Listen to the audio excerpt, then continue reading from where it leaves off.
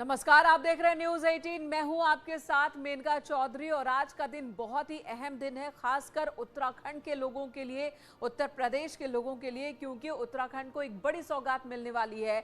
Delhi Dehradun corridor का आज शिलान्यास होने वाला है। प्रधानमंत्री नरेंद्र मोदी करेंगे शिलान्यास। आपको बताते हैं कि इस कॉरिडोर की खासियत क्या है और इस कॉरिडोर से किस तरीके से पहाड़ को विकास की रफ्तार मिलने वाली है। आपके सामने ये जो कॉरिडोर दिख रहा है 210 किलोमीटर लंबी होगी ये सड़क, जो कि दिल्ली से देहरादून को जोड़ेगी। सिर्फ 150 मिनट में ये जो दूरी है इस कॉरिडोर के जरिए पूरी की जा सकेगी। ये यात्रा संभव हो सकेगी जिसमें अभी 6 से 6.5 घंटे लग जाते हैं।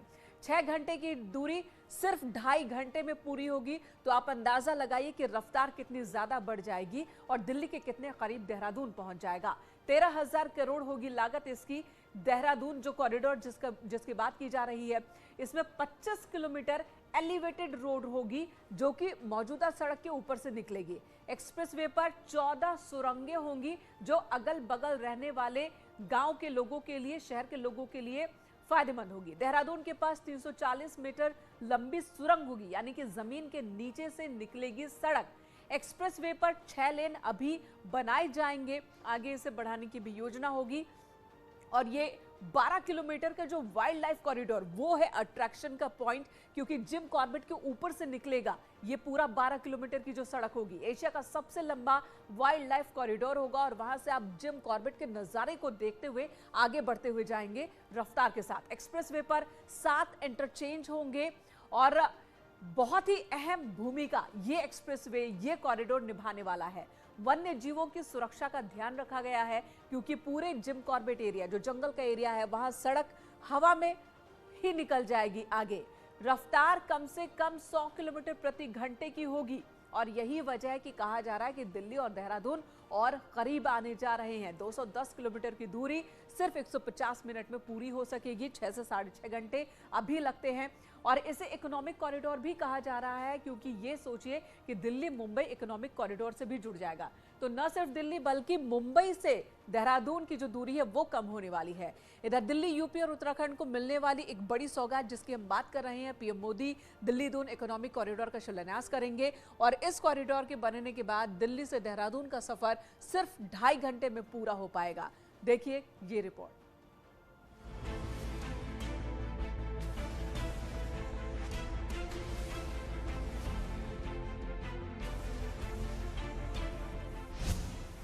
घंटे में दिल्ली से देहरादून।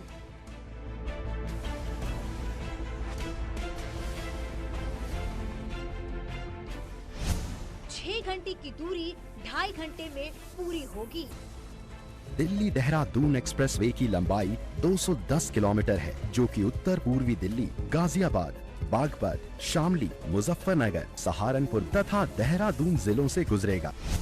Delhi Dehradun economic corridor.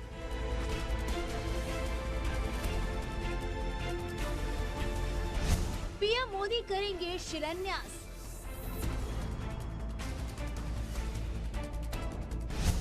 देहरादून के पास 340 मीटर लंबी सुरंग।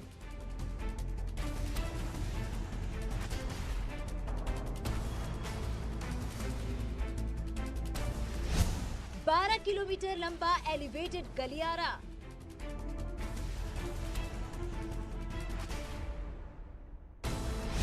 एक्सप्रेसवे पर 7 इंटरचेंज होंगे।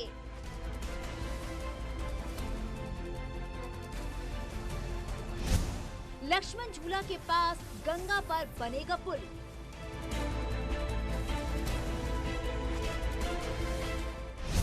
हरिद्वार में बनेगी रिंग रोड।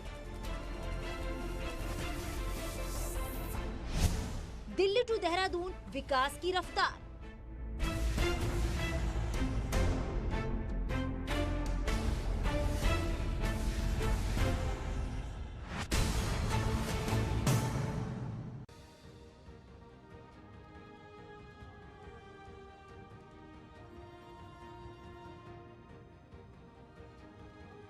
अब दिल्ली से देहरादून जाने में सिर्फ 2.5 घंटे का वक्त लगेगा, यानी 6 घंटे की दूरी अब सिर्फ 2.5 घंटे में पूरी हो जाएगी।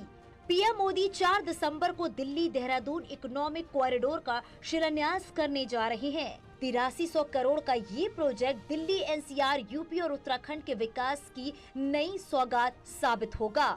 दिल्ली देहरादून आर्थिक गलियारे में हरिद्वार, मुजफ्फरनगर, शामली, यमुनानगर, बागपत, मेरठ और बड़ौद से कनेक्टिविटी के लिए 7 प्रमुख इंटरचेंज होंगे। वाइल्ड लाइफ मूवमेंट के लिए एशिया का सबसे बड़ा वाइल्ड लाइफ एलिवेटेड कॉरिडोर, जिसकी लंबाई 12 किलोमीटर होगी।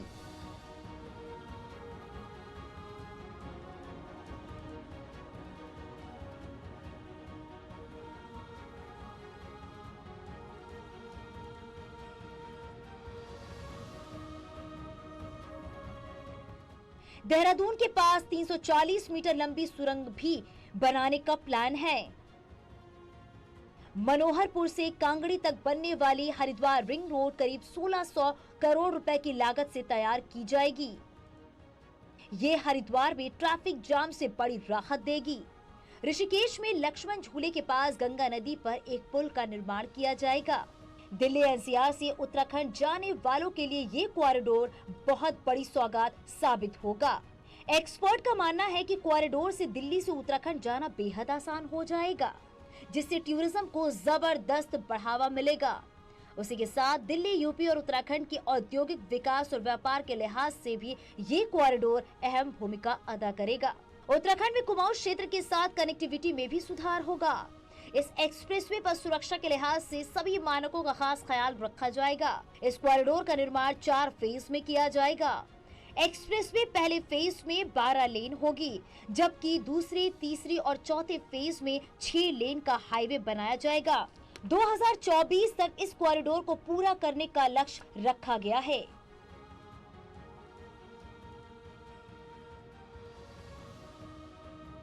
हमारे राज्य में 1 लाख करोड़ की योजनाएं हैं जो इस समय चल रही हैं, चाहे वो 4 धाम प्रोजेक्ट हो, चाहे वो रेलवे के प्रोजेक्ट हो, चाहे मेडिकल के क्षेत्र के मेडिकल कॉलेजों की बात करें, चाहे अन्य और जो प्रोजेक्ट चल रहे हैं, उनमें से जो कंप्लीशन की ओर है उनका लोकार्पण हो जाएगा, जो शुरुआत होने उनका शिलान्यास हो जाएगा। तो मैं समझता हूँ कि एक बहुत बड़ा इस राज्य के लिए प्रधानमंत्री जी ने पिछले दिनों में जो सौगात दी है, ये वास्तव में एक बहुत बड़ा हमारे जैसे राज्य के लिए उपलब्धि है। यूपी में विकास के लिहाज से भी ये कॉरिडोर अहम रोल अदा करेगा। कॉरिडोर मुजफ्फरनगर, शामली, यमुनानगर, बागपत, मेरठ और बड़ौद से होकर गुजरेगा। इस सभी शहरों में ट्रांसपोर्ट इंडस्ट्री को बढ़ावा मिलेगा। दिल्ली, यूपी, उत्तराखंड में औद्योगिक व्यापारिक विकास के लिहाज से भी ये कॉरिडोर गेम चेंजर साबित हो सकता है। Bureau report, news 18।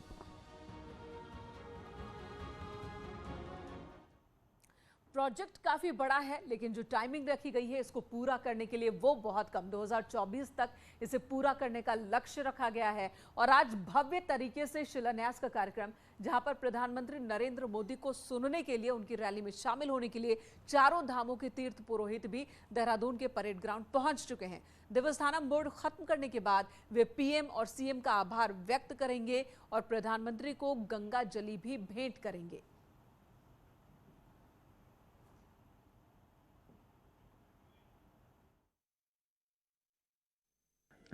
प्रधानमंत्री मोदी की जनसभा को लेकर प्रत्येक व्यक्ति में उत्साह बना हुआ है। जो यहाँ का माहौल देखा जा रहा है, चाहे वो लेबर क्लास हो, सर्विस क्लास हो या आम जनता हो, बड़ी संख्या में लोग परेड ग्राउंड की ओर मूव कर रहे हैं। यहाँ पर 4 धाम देवस्थानम बोर्ड जो समाप्त हुआ उसको लेकर चारों धामों के पंडित पुरोहित भी यहाँ पर पहुँचे हैं और उनका कहना है कि वो प्रधानमंत्री नरेंद्र मोदी का इस बात के लिए आभार प्रकट करना चाहते हैं। हमारे साथ गंगोत्री मंदिर समिति के अध्यक्ष सेमवाल यहाँ पर मौजूद हैं। सर, आज आप लोग यहाँ पहुँचे हैं सभा में, क्या कुछ कार्यक्रम है? आज हम ये पवित्र गंगा जल माननीय प्रधानमंत्री जी को अर्पित करेंगे और क्योंकि वो माँ गंगा जो है उनकी प्रेरणा स्रोत रही है। उन्होंने स्वयं भी विभिन्न मंचों से कहा था 2014 में भी कि मुझे माँ गंगा ने बुलाया है। तो आज इस चैनल के माध्यम से, आपका जो ये चैनल है उसके माध्यम से भी मैं उनको गंगोत्री धाम आने का आमंत्रण देता हूं और आज ये पवित्र गंगा जल यहाँ परेड ग्राउंड उत्तराखंड देहरादून में उनको अर्पित करने आया हूँ। देवस्थानम बोर्ड को लेकर पिछले 2 सालों तक जो लगातार संघर्ष चला, उस कमेटी के प्रवक्ता रहे हैं ब्रजेश सती जी। सती जी, आज आप भी प्रधानमंत्री से मिलने पहुंचे, क्या कहने वाले हैं प्रधान? देखिए, 735 दिनों तक लंबे समय पर ये आंदोलन चला और ये आंदोलन ऐसे ही तीर्थ स्थलों पर चला जो विश्व विख्यात हैं और अध्यात्म की शक्ति के शिखर हैं। तो वहां पर हमने धरना प्रदर्शन और आंदोलन किया था। देर से ही सही सरकार ने हमारी भावनाओं को समझा, आदर किया और एक ऐतिहासिक फैसला, एक ऐसा निर्णय कि जो भारतीय लोकतंत्र के इतिहास में बहुत कम घटनाक्रम ऐसे हुए होंगे कि जब जो सरकार एक्ट बनाती है और वही वापस लेती है, तो पुष्कर धामी सरकार ने ये ऐतिहासिक फैसला लिया, एक्ट वापस लिया। इसी के लिए हमने जो है आज ये निर्णय लिया, चारों धामों के तीर्थ पुरोहितों ने, बद्रीनाथ, केदारनाथ, गंगोत्री और यमुनोत्री के सारे पदाधिकारी, तीर्थ पुरोहित, रावल आए हुए हैं और हम प्रधानमंत्री नरेंद्र मोदी जी का आभार व्यक्त करना चाहते हैं, क्योंकि उन्हीं की प्रेरणा से जो है उत्तराखंड की राज्य सरकार ने इस एक्ट को वापस लेने की पहल की। इसके लिए हम उनका आभार व्यक्त करते हैं। और इस वक्त सुनील नौप्रभात, दीपांकर भट्ट हमारे दोनों सहयोगी देहरादून में इस वक्त हमारे साथ सीधे जुड़ रहे हैं। रुख करेंगे सुनील नौप्रभात का। सबसे पहले सुनील, वहां पर अब लोगों की भीड़ तो जुटने लगी होगी, आप लोगों से बात कीजिए कि उनमें कितना उत्साह है। प्रधानमंत्री आज बोलेंगे तो वो क्या सुनना चाह रहे हैं, किस उम्मीद के साथ पहुंचे हैं? बिल्कुल मेनका, प्रधानमंत्री के दौरे के मद्देनजर सुबह से हम लगातार अपने दर्शकों को बता रहे हैं कि किस तरह का उत्साह लोगों में है कि 1 बजे जनसभा शुरू होनी थी, लेकिन यहाँ पर सुबह 7 बजे से ही लोगों के आने का सिलसिला शुरू हो गया था। और आप अभी भी देखिए कि प्रधानमंत्री की सुरक्षा व्यवस्था के लिए कई यहाँ पर चेक पॉइंट बनाए गए हैं। मैं अभी सभा स्थल के बाहर पे हूँ, यहाँ पर लोग पहुँचे हैं करीब 4 जगह चेक पॉइंट से गुजरने के बाद, लेकिन लोगों का उत्साह कम नहीं हुआ है। आप देखेंगे कि प्रधानमंत्री मोदी के मास्क तक बाजार में आ चुके हैं और लोग इन मास्कों के साथ यहाँ पर पहुंचे हैं। आज आप प्रधानमंत्री को सुनने पहुंचे हैं, कहाँ से आए हैं बताइए? देहरादून से आए हैं, बट फर्स्ट टाइम बिकॉज इधर शिफ्ट हुए थे, तो बहुत एक्साइटमेंट है मोदी जी को लेकर और उनको सुनने के लिए। काफ़ी देर से हम इधर आए हैं एंड स्पेशली मास्क भी खरीदे हैं। Modi ji, we support you and thank you for being a prime minister, we love you. आप कहाँ से हैं? मैं इधर पास से ही हूँ, बुद्धा चौक पर रहती हूँ और मोदी जी 4 साल बाद दोबारा से देहरादून आए हैं, तो बहुत एक्साइटमेंट है। तो इसीलिए हम घर से आए हैं यहाँ पर उनका एक झलक पाने के लिए। आप बीजेपी की वर्कर्स हैं या? नहीं, मैं सपोर्टर हूँ। किसकी, प्रधानमंत्री की या बीजेपी की? प्रधानमंत्री और बीजेपी की, और जो वो कर रहे हैं देश के लिए बहुत अच्छा। और अभी भी वो इधर आए हैं जो नए प्रोजेक्ट्स लॉन्च करने वाले। सबसे लोकप्रिय नेता कहते हैं प्रधानमंत्री नरेंद्र मोदी को, और बीजेपी भी लगातार यही दावे कर रही है। और सुनील, आपके पास आते हैं इससे पहले एक बड़ी खबर आ रही है इस वक्त, उस बड़ी खबर को एक बार दिखा लेते हैं। पेपर लीकेज से जुड़ा एक बड़ा मसला इस वक्त सामने आया। खुलासा हुआ है कि बियर के गोदाम में रखे गए थे पेपर, कंपनी के पास नहीं था सुरक्षित इंतजाम। RSM फिनसर्व का ये कॉन्ट्रैक्ट मिला था उसे, बियर का गोदाम लिया था किराए पर और वहीं पर पूरे के पूरे क्वेश्चन पेपर रखे हुए थे। गोदाम में बिना सुरक्षा के ही क्वेश्चन पेपर रखे गए थे। दिल्ली के बदरपुर में स्थित है कंपनी। यूपी टेट का पेपर लीक हुआ था, बवाल मचा।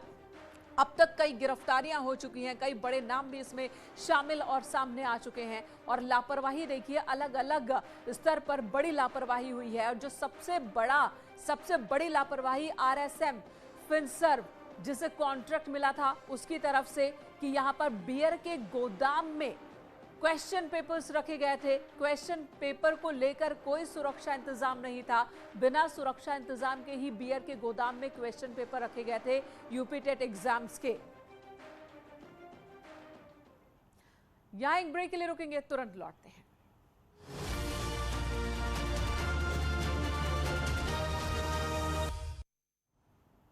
अपने 1 साल के सफर में किसान आंदोलन कई पड़ाव से होकर गुजरा और आज का दिन भी बहुत ही महत्वपूर्ण है किसान आंदोलन के लिहाज से।